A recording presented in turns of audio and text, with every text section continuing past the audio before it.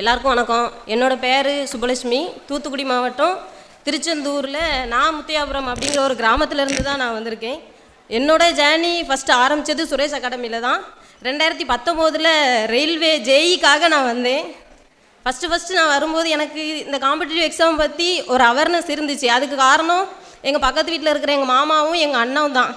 அவங்க தான் ஃபஸ்ட்டு நான் காலேஜ் செகண்ட் இயர் படிக்கும்போது 18 வயசு எனக்கு ஆன உடனேயே எங்கள் அண்ணன் தான் எனக்காக ஃபஸ்ட்டு டிஎன்பிஎஸ்சியில் 1 டைம் ரெஜிஸ்ட்ரேஷன் பண்ணி எக்ஸாம் எழுதி உனக்கு ஒரு ஐடியா இருக்கும் அப்படின்னு சொன்னாங்க. ஆனால் நான் அப்போ ரொம்ப வாய் பேசிட்டேன். நான் இன்ஜினியரிங் படிச்சிருக்கேன், நான் ஐடி ஃபீல்டுக்குள்ளே தான் போவேன், எனக்கு இதிலெல்லாம் விருப்பம் இல்லை அப்படின்ட்டு சொன்னேன்.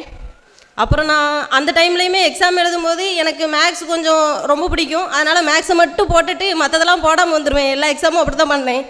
அதுக்கப்புறம் டிகிரி முடித்ததுக்கப்புறம் சென்னை வரைக்கும் போயிட்டு வேலை பிடிக்கலன்ட்டு அதுக்கப்புறம் இங்கே வந்து 6 மாதம் மாடு மேய்ச்சிக்கிட்டு வீட்டில் மாட்டுக்கு தண்ணி வச்சுக்கிட்டு இந்த வேலை தான் செஞ்சுக்கிட்டு இருந்தேன்.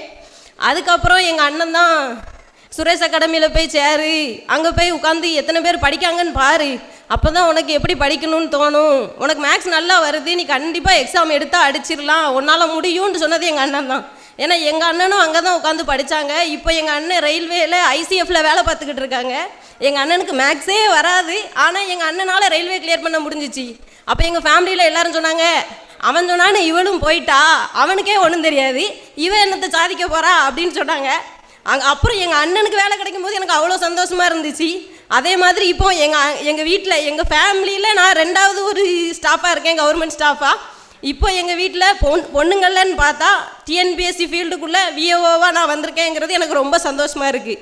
2019 நான் அந்த இடத்துக்கு வர்றதுக்கு காரணம் இன்னொன்று எங்கள் ஸ்கூல் சார். எங்களால் ஃபீஸ் கட்ட முடியலன்னு சொன்னேன். சுகேஷ் சார் என்னோடய ஃப்ரெண்டு தான். சுகேஷ் சாருடைய பக்கத்து வீட்டில் உள்ளவங்க ஃப்ரெண்டு. அது மூலமாக சுகேஷ் சார்கிட்ட பேசி ஃபீஸை வந்து 2 தவணையாக கட்டுறதுக்கு எங்கள் சார் தான் எனக்கு ஹெல்ப் பண்ணாங்க. நான் திருநெல்வேலி சுரேஷில் சேர்ந்தேன், ரயில்வே ஜேஇக்காக சேர்ந்தேன். அதுக்கப்புறம் என்டிபிசி படித்தேன். 2019 குரூப் டி அப்ளை பண்ணிவிட்டு அதுக்கப்புறம் லாக்டவுன் ஆகிடுச்சு. அப்படியே படிப்புக்கு இழுத்து மூடியாச்சு 2 வருஷத்தை. அதுக்கப்புறம் குரூப் டி போன தடவை கிளியர் பண்ணேன் 2022. ஃபிசிக்கல் எனக்கு கிடைக்கல. குரூப் 4 கிளியர் பண்ணேன். கவுன்சிலிங்க்கு முந்தின நாளில் எனக்கு சீட்டு ஃபில் ஆகிடுச்சின்ட்டு மெசேஜ் வந்துடுச்சு சென்னையில். அங்கே உட்காந்து அழுதேன். எங்கள் அம்மாவுக்கு இங்கே ரொம்ப முடியாமல் ஆயிட்டு, என்ன எனக்கு எங்கள் சீட்டு கிடைக்கல அப்படின்ட்டு வீட்டில் சொன்னோன்னே எங்கள் அம்மாவுக்கு ரொம்ப கஷ்டமாயிட்டு, தலை சுற்றி கீழே வந்துட்டாங்கலாம் சொன்னாங்க. ரொம்ப கஷ்டமாக இருந்துச்சு. அதுக்கப்புறம் இதுக்காகவே அந்த இடத்துல என் மனசுக்குள்ளே ஒன்று தோணுச்சு, எந்த டிஎன்பிஎஸ்சி ஆஃபீஸ் முன்னால் என்னால் போக முடியல அந்த டிஎன்பிஎஸ்சி ஆஃபீஸ் முன்னாடி நான் ஃபஸ்ட் டே கவுன்சிலிங்கில் போகணுன்ட்டு ஒரு முடிவெடுத்து நான் உட்காந்து படித்தேன். இப்போ நான் ஃபஸ்ட் டே கவுன்சிலிங்கில் காலையில், அதுவும் காலையில் ஷிஃப்ட்டில் என்னோட ஓவரால் ரேங்க் 86, 179 கொஸ்டின் போட்டேன். கண்டிப்பாக விஏஓ தான் எடுக்கணும்னு ஒரு ஆர்வத்தோடு உட்காந்து படித்தேன். அதுக்கு காரணம் என்னோடய ஃப்ரெண்டு சத்யா தான். அவன் தான் சொன்னான், எந்த இடத்துல நீ வந்து ஒரு ஸ்டாஃபாக கூட போக முடியலையோ அந்த இடத்துல உங்கள் ஊரில் ஒன்றை கேட்டால் இவங்க வந்து விஏஓவாக இருக்காங்கன்னு சொல்லணும், இந்த ஆஃபீஸில் வேலை பார்த்தாங்க அந்த ஆஃபீஸில் வேலை பார்த்தாங்கன்னு சொல்லக்கூடாது, விஏஓவாக இருக்காங்கன்னு சொல்கிற அளவுக்கு நீ உட்காந்து படின்ட்டு சொன்னான். எங்களோட ஃப்ரெண்ட்ஸ் கேங்கு ரொம்பவே ப்ரீஷியஸான ஒரு கேங்குன்னு சொல்லலாம். எந்த இடத்துல நான் கஷ்டப்பட்டனோ, எவ்வளோ கஷ்டமாக இருந்தாலும் அவங்கக்கிட்ட வந்து புலம்பி தள்ளிடுவேன், கத்திடுவேன். அப்படி இப்படிலாம் பேசுகிறாங்க எங்கள் ஊரில், அப்படிலாம் பேசுகிறாங்க. ஏன்னா எங்கள் ஊர் ஒரு கிராமம் பார்த்துக்காங்க, பஸ்ஸே கிடையாது. அந்த பஸ்ஸுக்கு நம்ம வெயிட் பண்ணும்போது ஒரு 10, 15, 20 பேர் நிற்பாங்க அந்த பஸ்ஸுக்காக வெயிட் பண்ணிட்டு. பேக்கை தூக்கிட்டு போனால் கேட்பாங்க, என்ன பேக்கை தூக்கிட்டு போகிறா, இன்னுமா படிச்சுக்கிட்டு இருக்கா அப்படின்னு கேட்பாங்க. நான் படிச்சுட்டு இருந்தால் இவங்களுக்கு என்னன்னு தெரில. எங்கள் அப்பாவும் ஒன்றும் சொல்ல மாட்டாங்க, நீ படிமா பார்த்துக்கலான்னு தான் எங்கள் அப்பாவும் சொல்லுவாங்க, எங்கள் அம்மாவும் சொல்லுவாங்க. என்ன செய்ய, நம்ம அப்பாவும் வெளியிலேருந்து வராங்கங்கிறனால சில நேரத்தில் எங்கள் அப்பா கோவப்படுவாங்க. ஆனால் எல்லா நேரத்துலையும் எங்கள் அம்மா தான் எனக்கு ஃபுல் சப்போர்ட்டு. மற்றவங்களாம் கேட்பாங்க, என்ன இன்னுமா படிக்கா, நான் சில நேரம் சொல்லிடுவேன், இல்லை வேலை பார்த்துட்டு இருக்கேன் அப்படின்னு நிறைய நேரத்தில் போய் சொல்லிட்டுலாம் வந்திருக்கேன். என் தங்கச்சி எனக்காக உட்காந்து கடையில் வேலை பார்த்துக்கிட்டு இருக்கா, நான் படிக்கணுங்கிறதுக்காக.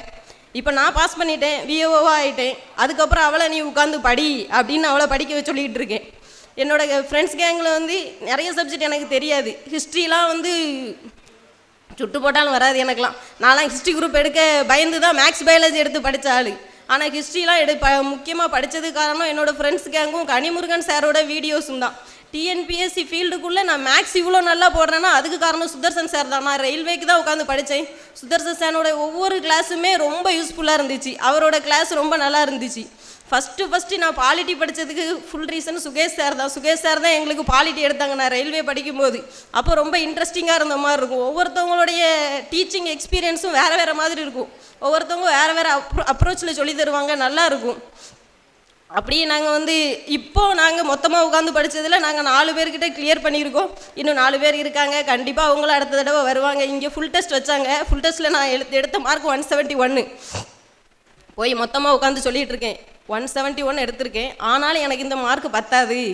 இது போட்டால் நான் ஃபஸ்ட்டே கவுன்சிலிங்கில் வருவேனான்னு எனக்கு தெரியாது, எனக்கு கஷ்டமாக இருக்குது அப்படின்னு சொல்லிட்டு இருந்தேன். எக்ஸாம் முடிச்சுட்டு கீ பார்க்கும்போது அதே 171 வந்துச்சு. அப்போ ரொம்ப கஷ்டமாக இருந்துச்சு. ப்ரைவேட் கீ தான் பார்த்தேன். 171 வரும்போது என்ன அப்படியே சுரேஷ் அகாடமியில் எடுத்த மார்க் அப்படியே வந்திருக்கே, இப்படி போட்டால் நம்மளுக்கு ஃபஸ்ட்டே கவுன்சிலிங்கில் வராதே அப்படின்னு நினச்சிட்டு இருந்தேன்.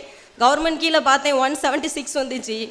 அதுக்கப்புறம் ரிசல்ட் அப்போ எனக்கு 181 கொஸ்டின் நான் கரெக்டாக போட்டிருந்தேன். ஆனால் 2 மார்க் எனக்கு டோட்டல் கவுண்டிங்னால போனதுனால 2 மார்க்னால எனக்கு 179 பாயிண்ட் சம்திங்கில் வந்துருந்துச்சு.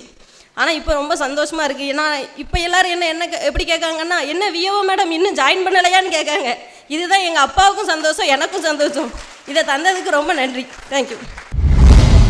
சுரேஷ் IAS அகாடமி, வெற்றியின் முகவரி.